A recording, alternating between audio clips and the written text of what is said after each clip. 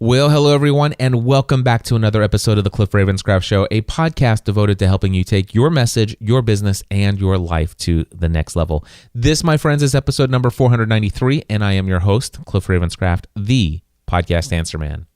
In this week's episode, I'm not going in the direction I thought I was going to go. In fact, I just stopped recording about 17 minutes into what was going to be episode 493, and I just didn't like where it was going. It in my mind, it was sounding boring as I was talking about it. And the reason why is because I was reading a lot of quotes from the book, Thou Shalt Prosper. Maybe I can share with you just an overview of what is in what I will call a chapter. There are no chapters in the book, this Thou Shalt Prosper. It's broken into these things called the 10 Commandments of, making money, or I guess if you will.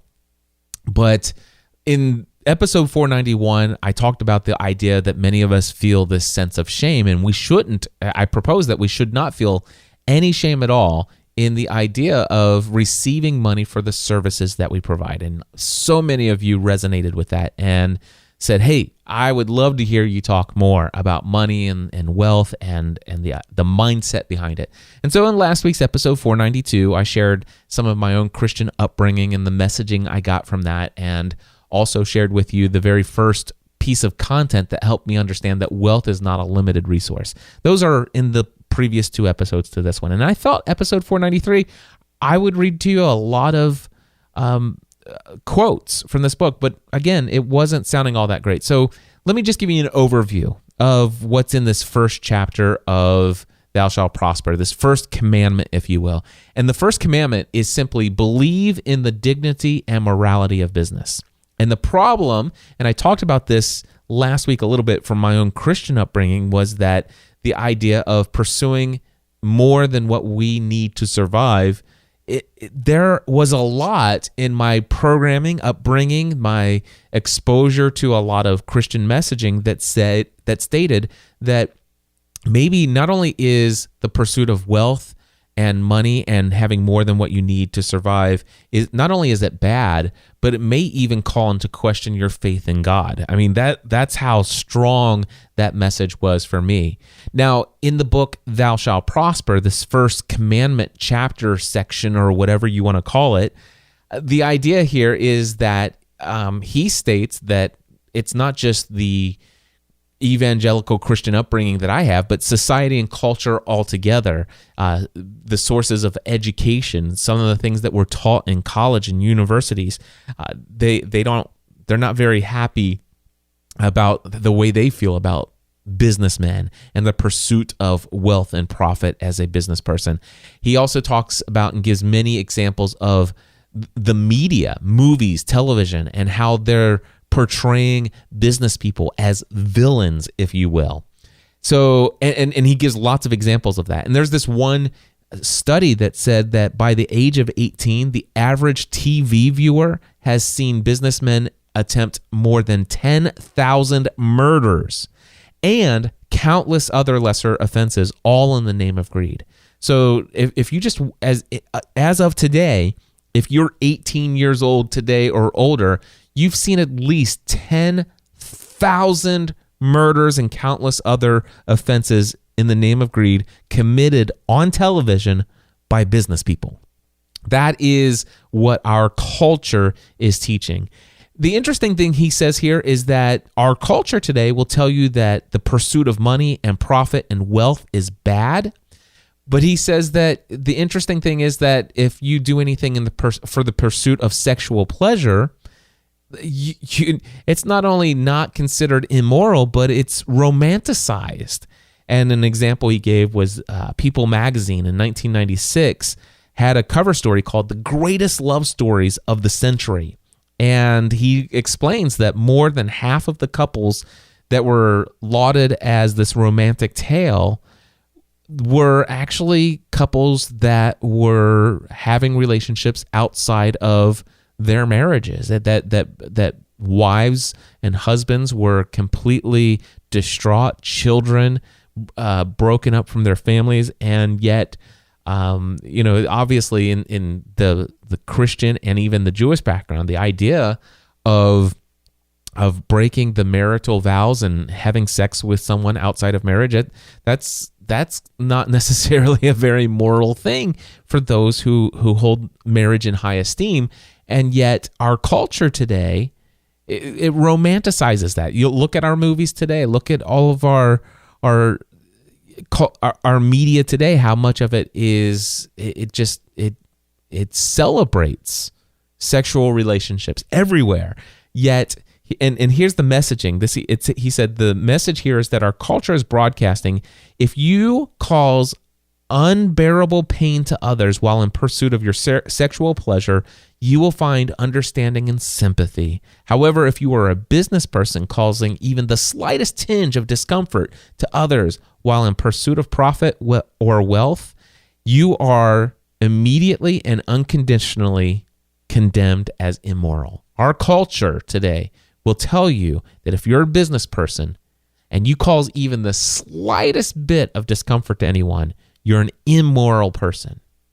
But if you happen to do things in fulfillment of your sexual desires and gratification, our culture romanticizes that. Very interesting kind of dichotomy there. Now, the other thing he proposes is that even business people themselves kind of give business a bad name. One example is like those who become extremely wealthy and then they make notable contributions to others. He says whenever a notable philanthropist makes a public gift, there's usually one phrase that comes up, and it's called giving back to society. As if, he says, it's almost like they're saying, isn't it wonderful that he is finally giving something back to society? And he asks the question, is referring to charitable contribution as giving back to society, isn't that implying that for-profit activities that created wealth in the first place are somehow taking from society? This idea that is wealth a limited resource, and if you are building wealth, then you've obviously taken that wealth that you have as the result of having taken it from someone. And of course, that's why I shared last week in episode 492.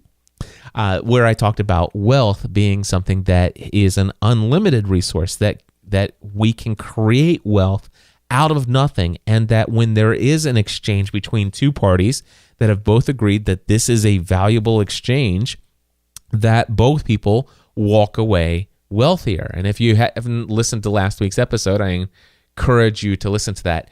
Now, what I want to do, I haven't queued this up here. I think my audio level should be okay. I want to play for you a quote that I heard on This Week in Tech, which is one of the podcasts I listen to every week. Listen to this. Bill Gates has turned out to be, he's a pretty smart guy. I'll tell you what, I knew him way back when, and the transformation that he has made from ruthless capitalist to the guy who is obsessed. He is as obsessed with saving the lives of children now as he was with, selling PCs back in, 1983. Speaking of saving lives, the Bill and Melinda Gates annual letter for their foundation was great. They start with a letter from Warren Buffett to them last December saying, because Buffett made a historically huge, I think the largest donation ever in history to the Bill and Melinda Gates Foundation. And he said, now, of course, a nonprofit, a foundation isn't the same as a business. And so an annual report on your profit and so forth isn't the same thing. But it would be nice for me and others to know what you did with my money. In other words, a scorecard. And I loved it because Bill and Melinda took him at his word and said, okay. They said 10 years ago when we got first word of your gift to the foundation, we were speechless. It was the biggest single gift anyone ever gave anybody for anything. And we know we owe you a fantastic return on your investment. And this is the return that they said. The number of children's lives saved, 122 million since 1990.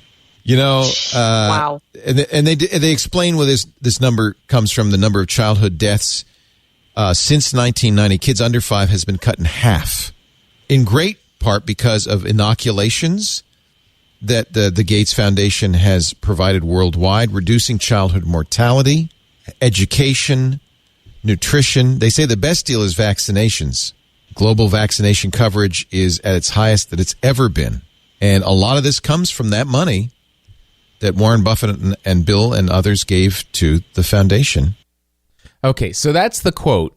Now, what I want to do is I want to emphasize how there's a lot of praise going on with this panel of how amazing this wealth, this accumulated wealth between Warren Buffett and Bill Gates, the two of them combining together and making a positive impact in the world with their charitable giving. And there's no question in my mind that this is a wonderful thing, right? That they are saving children's lives. They're wiping out malaria. I mean, just all of these things that everyone just says, wow, that is incredible. It is such a wonderful thing to see those things happen. Now, the interesting thing, though, is would any of that be possible if Bill and Melinda Gates or Warren Buffett adopted the mindset that the pursuit of wealth and having anything more than what they needed to survive was bad? Would any of those things happen? Would they be able to give so charitably and save the lives of millions of children around the world and all these other things that they have done? This is just it's incredible what their organization has done. And the interesting thing, go back to the beginning. I want to play the very beginning of this and listen to this. Bill Gates has turned out to be, he's a pretty smart guy. And I'll tell you what, I knew him way back when, and the transformation that he has made from ruthless capitalist. Right there. And you even heard the laugh. Ruthless capitalist. Now, the interesting thing is what they will teach you and what has been taught in culture is that the idea is it's okay once you start giving back. This idea that these guys are finally doing something. They've made the transition. He's finally transitioned from the criminal. I mean, that's the language. He says ruthless capitalist. What is a ruthless capitalist? A ruthless, meaning that I'm going to pursue the building of wealth, right? I'm going to pursue generating great wealth based upon free trade. That's something we talked about last week, what free trade and stuff like that. But so Bill Gates accumulated for himself massive amounts of wealth because he was a very shrewd businessman, which, by the way, being a shrewd manager of wealth is something that Jesus told a story that he was very, very much in favor of, being a shrewd manager, right? So, but anyway, Bill Gates was a very shrewd business person, a very shrewd capitalist, someone who is building wealth based upon free trade, offering products and services of value. And yet it's, as he was in CEO, founder, chairman of Microsoft, he was seen as the villain, somebody who needed his hand slapped by the federal government, somebody who had to be kept in check and all of these other things because he is a greedy son of a gun who is doing nothing more than just amassing all of this wealth for himself. What a greedy, arrogant, ruthless capitalist, right? And finally, it wasn't until later in life, after he retires and walks away and becomes a philanthropist, that he is seen as somebody who has transitioned finally into a moral character. Is that what is being said here? Do you agree? Let me play it one more time right here. Right here it is. He's a pretty smart guy. And I'll tell you what, I knew him way back when, and the transformation that he has made from ruthless capitalist. Mm-hmm. So the transformation from this totally immoral, ruthless capitalist to the very moral and very charitable giver that he is today. Now, think about this, though. What value did Bill Gates have in this world? What value did he offer the world before that? Think about all of the people that were employed to build the software. Think about all the engineers and the software developers that were given great and very prosperous careers. Think of all the families that were provided for. Think about all of the tens of thousands, maybe even hundreds of thousands of people who have been employed by Microsoft over the years to build that company, the salaries they received, the benefits of health insurance coverage, and all of the livings that were made as a result of Microsoft's pursuit of wealth and profit. Okay? Then think about all of the companies in the world and all of the other benefits that benefited by having computer software that allowed them to interact with each other. All the other software companies that came up out of that. Think about all the software companies that had thousands, even tens of thousands of employees of other companies who created software that worked with Microsoft. Think about all the different companies that developed and built computers and all of the components that go into the computers that were sold because there was this very popular platform known as Microsoft that made the PC industry an industry where everyone could have a computer that they knew this software would work. I mean, just think about all of the many, gosh, we're talking probably millions and millions and millions of lives that have been positively impacted and wealth added to their lives as a result of Bill Gates being a businessman and one who pursued wealth and pursued the building and the growth and the continued expansion of Microsoft as a company. The thing is we're in this little quote that I played from This Week in Tech. Yes, it is a truly wonderful thing to hear about the Bill and Melinda Gates Foundation, the philanthropy arm of what they're doing, the amount of wealth that now that he's retired, that he's using to do things in society, not to give back, but just to give, because giving back indicates or kind of just validates this idea that he has taken from society all of these years. No, his wealth, Bill Gates' wealth, is just a small percentage of the overall wealth that he has created in this world from his business pursuits.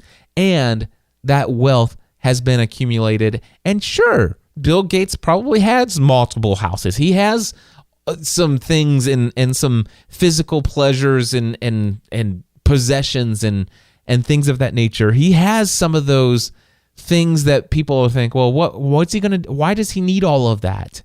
He has all this extra money. Why not, and we all are quick to judge at times what other people have and what they do with their money. But the idea here and what this book really is getting into in this first commandment, believing in the dignity and morality of business, what Rabbi Daniel Lapin is saying is, he's like, hey, making money is much harder if deep down you suspect it to be a morally reprehensible activity. So the interesting thing here, he says, believing that making money is a selfish activity will undermine anyone's chances for success. And he says, if you feel really good about your profession, you sweep others along with you on the waves of your enthusiasm for what you do. You will become known for telling entertaining accounts of amusing incidents in your professional life. Stories about events in your business day can inspire others, and they will be moved by the poignant interactions you relate. These natural and positive impacts of your public persona flow inevitably from feeling pride and passion for your work. So what he's saying, he's like, listen, you would have vast additional power to inject into your enterprise if you simply develop this deep conviction that what you're doing has intrinsic moral value. And this is something that I can say has been true for me. I have been able to, over the years, benefit from getting excited and talking about the success that I've had. I used to feel guilty about talking about some of the success that I had. But then all of a sudden I heard stories of people telling me how inspired they feel and how much it's been motivating them. And in the idea, it says that you will be known for telling these accounts and people will be swept along in your waves of enthusiasm for what you do. And people will have this positive regard for who you are and what you're accomplishing and what you're doing in the world because of your business. And they'll want to do business with you because of how they feel about that. And more importantly, they will want to do business with you because of how you feel about what you do. He says to acquire more money, you need to work on far more than merely learning new skills on the different aspects of what you need to do in your business. He says you fundamentally need to change yourself.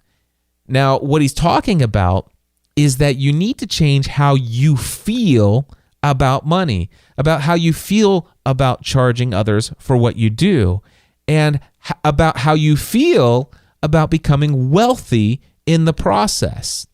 He says that if feeling passion and pride for your work helps me talk enthusiastically about what I do, so does talking excitedly about my work increases the passion and the pride I feel for it. So he suggests that you not only get to the place where you feel okay about making a profit, that you feel okay about the fact that your business is morally good, but in fact, he's saying that he's suggesting that what will even further fuel your success is talking about how your business is serving others, talking about how your business is adding value to the lives of others, and being excited about telling the stories of how your business is helping you build greater wealth for yourself.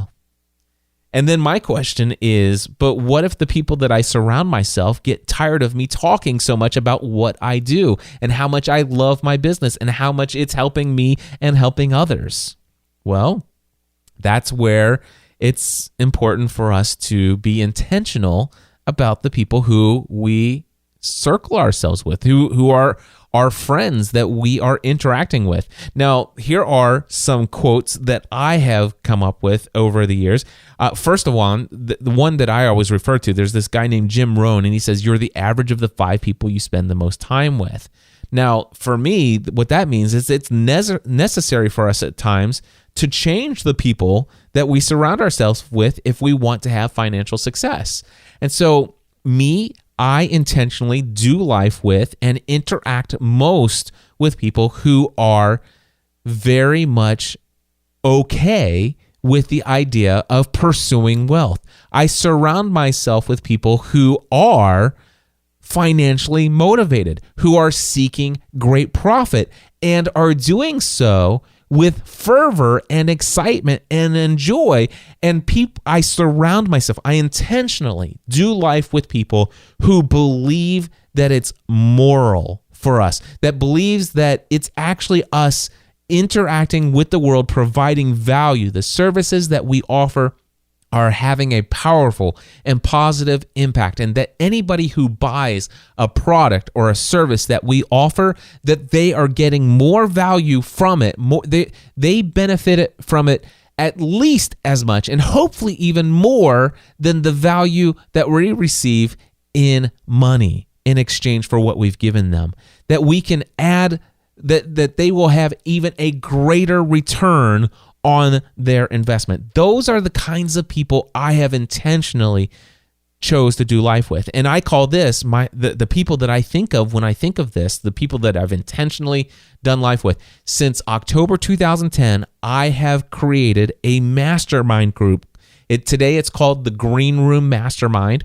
And the people who are in my mastermind, the people that I surround myself, the people that I talk to the most about how I feel about the awesome things that are going on in my business, the awesome goals that I have for increasing my revenue, increasing my profits, increasing the efficiency of what I do. The people that I do life with, the ones that I share those kinds of thoughts with on a consistent basis every single week now for years, Pat Flynn from Smart Passive Income, Michael Stelzner, the guy behind Social Media Marketing World, and Social Media Examiner, Ray Edwards from rayedwards.com, very extremely financially successful online coach, helping people learning how to sell their products with words.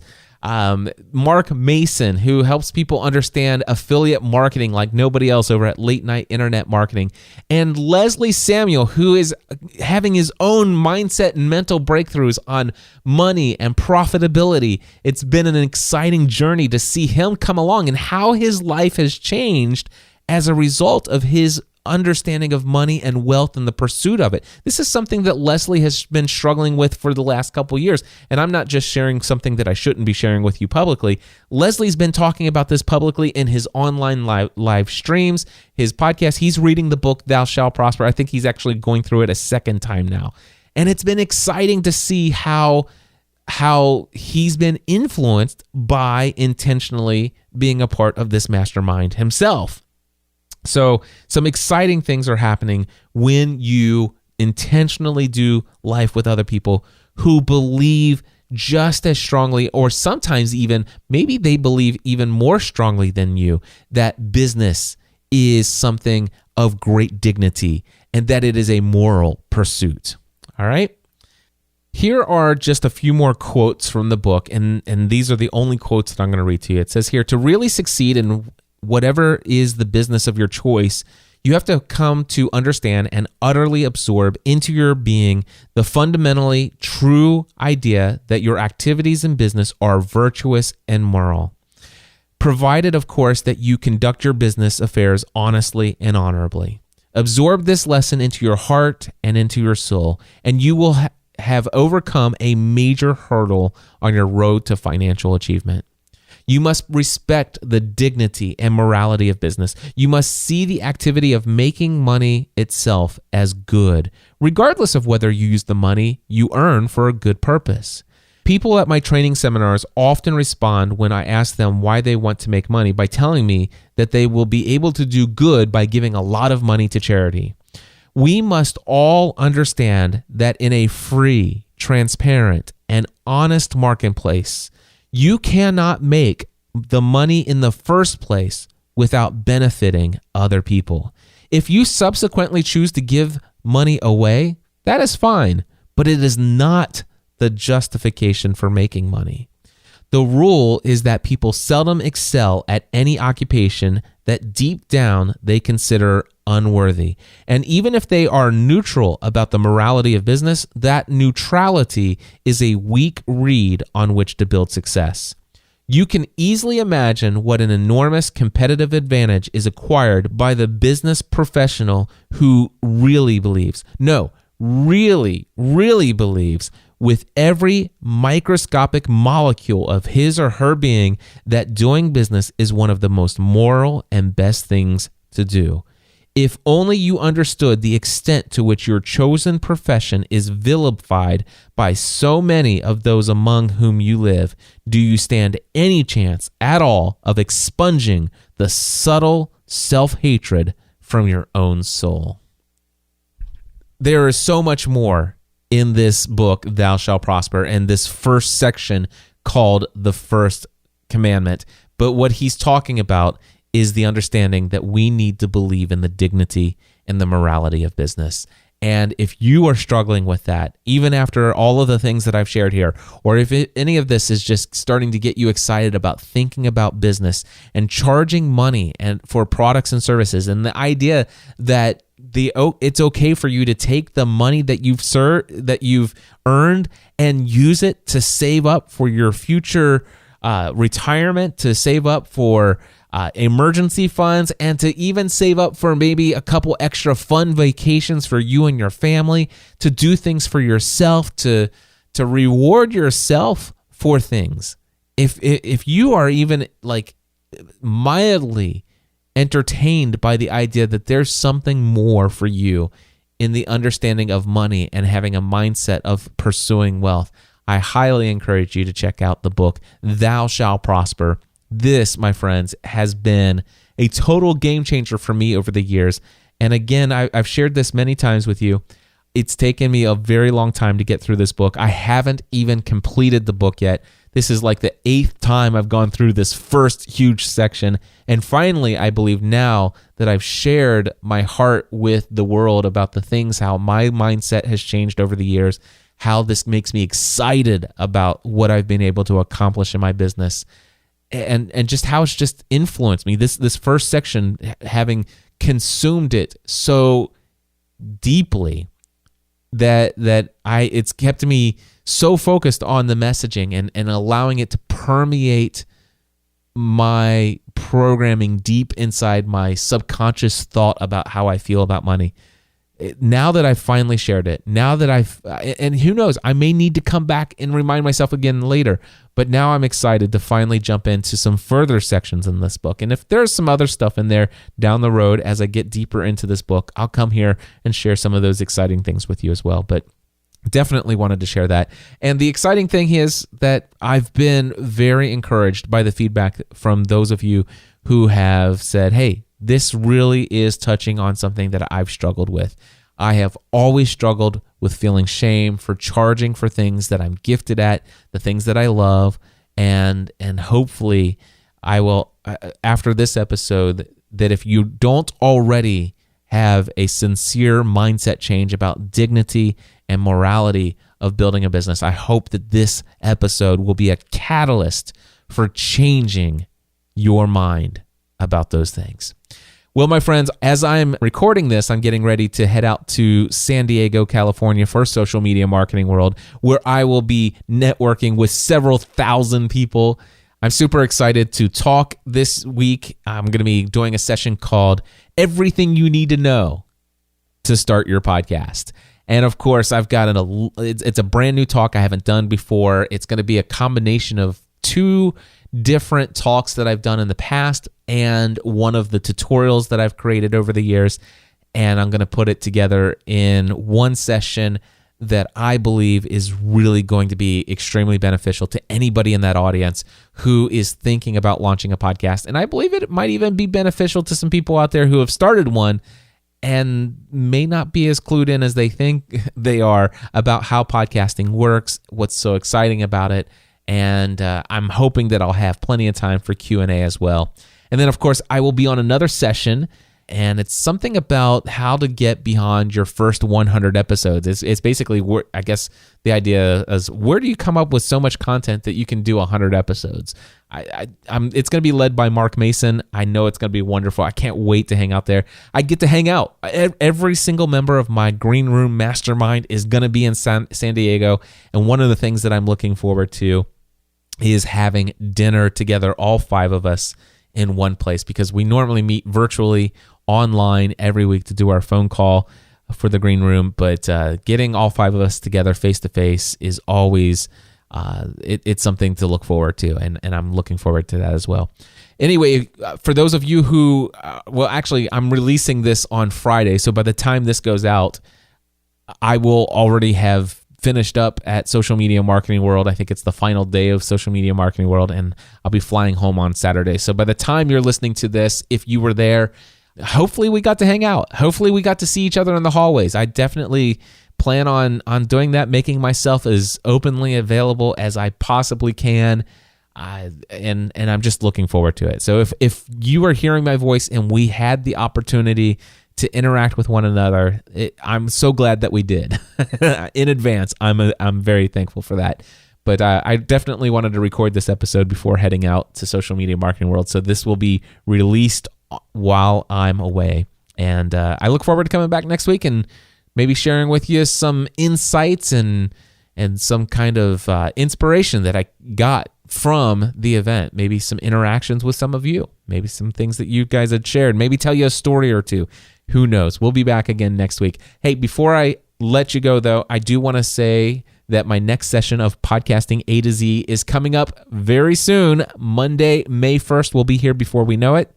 If you are thinking about launching your very own podcast, but you've been putting it off, if you think that, there's so much tech involved in this thing, let me just tell you, I plan on coming back in the future and telling you a story about a 75-year-old lady who had a lot of struggle with the technology of setting up a podcast, but she successfully launched her podcast in my 29th session of Podcasting A to Z, which just wrapped up. So I will be sharing her story very soon. But if you've been thinking, just the technology, I just don't know if I can get it, I will be your personal coach, walking you through every step in the process. If you are struggling with, I just don't know what topic, I've got so many different passions. I don't even know where to begin, where to focus. It's like I'm just really struggling. I can't figure that out. I can help you there as well. I can help you. I would love to be your personal coach, walking you through every single step in the process of successfully launching your podcast. And if you already have a podcast, I've had plenty of you out there who have had a podcast already come through Podcasting A to Z. This is literally your opportunity to have me as your personal coach, answering every single question you have for 4 weeks. Head over to podcastingatoz.com. I would love to work with you. Until next time, my friends, I encourage you to take everything you do and your thoughts about money, wealth, and ruthless capitalism to the next level. Talk to you soon. Podcast. It's a man.